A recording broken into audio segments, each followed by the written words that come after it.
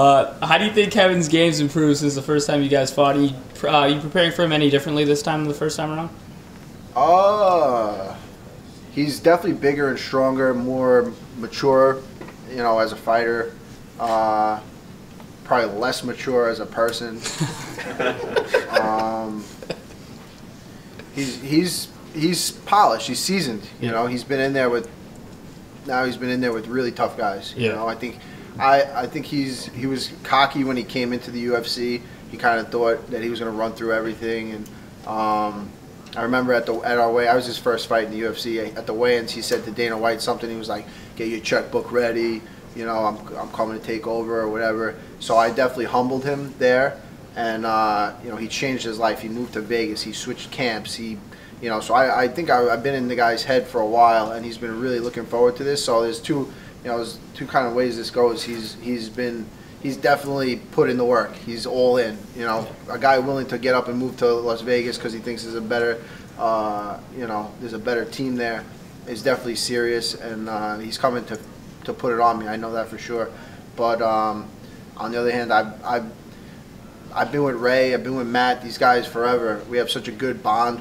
You know, Favola coming over, Aljo, Weidman. I just have, you know, I don't think he has anybody like that in his team that really is you know, I don't think he's got like a family like I have. Yeah. And not saying that's going to win me the fight because I'm the one fighting, but I just feel like I put in so much work in my life that I have to beat this guy.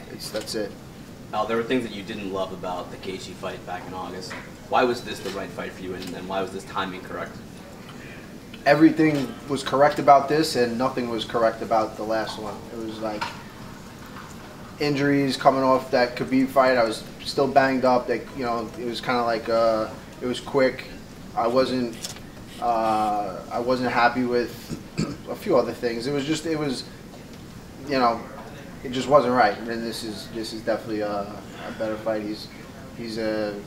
I think it's an intriguing matchup. It's just everything about it I like. You know, and he's just as tough, if not tougher. He might even be just as tough, if not tougher, than Khabib. He's you know, the way he put it on. I was sitting front row at his last fight with Barbosa, and I was like, I don't want to beat Barbosa right now. It was brutal. It was not fun to watch. So I'm training my ass off because I'm going to be the one doing that to him for sure.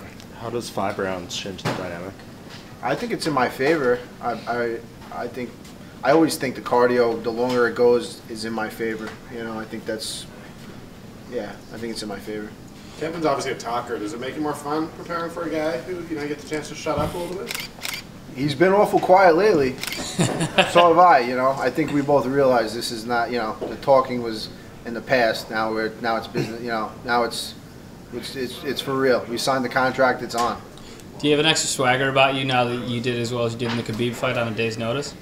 I don't know about an extra swagger. I mean, I definitely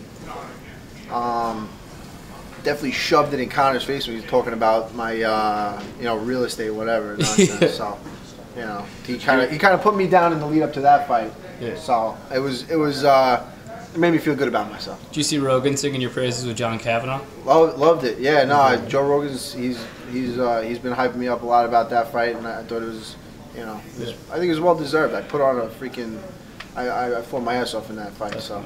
You're going to be the final fight that ever airs on Big Fox for the UFC. Does that mean anything to you? Yeah. I mean, it's cool. I think just being on Fox this is like my first headliner on Fox. I think that's what's really cool for me. I don't know if it's the last one. I guess that's cool too. Yeah. You know, sending them off. Good fight. So the Conor tweets, did you get any response to that more than anything else? I saw they blew up a little bit. Yeah, I had a couple drinks and I was watching that fight. And I was like, ha, you fucking pussy. You know, you talked all that shit. You gotta just die in there. You can't quick tap. You know, even if he got his neck wrenched a little bit, you know, if you talk all that and then you lose, you gotta allow him to, you know, finish you, do the deed. You know, he kind of just, I don't know. I hope, I just pray I never go out like that ever. Do you not think he's got that kind of, I don't know how to put this, maybe like that fighter's instinct, just to kind of grit that out and bite down on the gumshoe and get through that? I don't know if he had it when he didn't have money. I don't know, when he was like broke and taking whatever he was taking from the government. I don't know if he had that in him then. Now he's got millions of dollars, so it's hard to gain that when you're with the saying, with the satin sheets thing running or whatever it was. You know guys know what I'm talking about. There's like, it's hard to wake up and run in satin sheets or whatever. So I think it's got a little bit of that to do with it. Yeah. I think he also tweeted about when he was caught on, I guess, audio saying it's only business in the corner. Yeah, I don't know. What do you think that meant? So then some people said he didn't say that, or some people said he did. So I don't know. At first, I thought it's all business kind of thing. Your third round, you're a little tired, and it's kind of like an ease up on me without saying ease up on me kind of thing.